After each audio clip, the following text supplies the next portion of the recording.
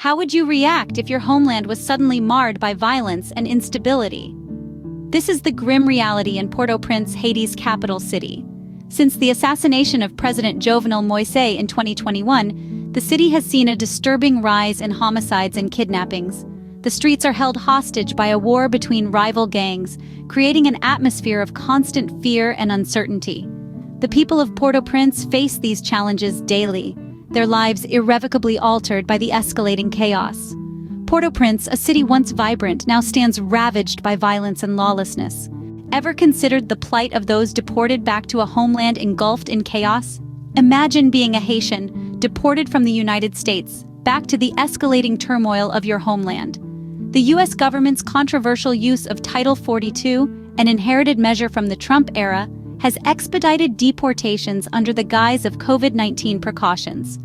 More than 25,000 asylum seekers have been sent back to Haiti, a land where violence and instability are the order of the day. This policy has drawn sharp criticism, particularly for its disproportionate impact on Black asylum seekers. International human rights groups have raised their voices, condemning this practice. But amidst this political storm, what about the deportees themselves? They find themselves back on the chaotic streets of Port-au-Prince, a city torn apart by gang wars and soaring rates of homicides and kidnappings.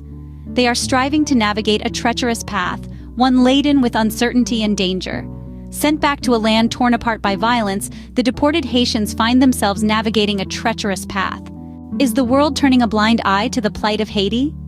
In the face of escalating chaos, international human rights groups have stepped forward, casting a spotlight on the dire situation. They've not only voiced out, but vehemently condemned the practice of deporting asylum seekers back to this volatile nation. These groups argue that sending people back to a land marred by violence, instability, and rival gang wars is far from being a humane action. They've criticized the use of Title 42, a controversial measure, as a means to expedite deportations under the pretext of pandemic precautions. Yet, these words have largely fallen on deaf ears, and the practice continues. As the streets of Port-au-Prince continue to be marred by chaos, the world watches, and the question remains: what will be done?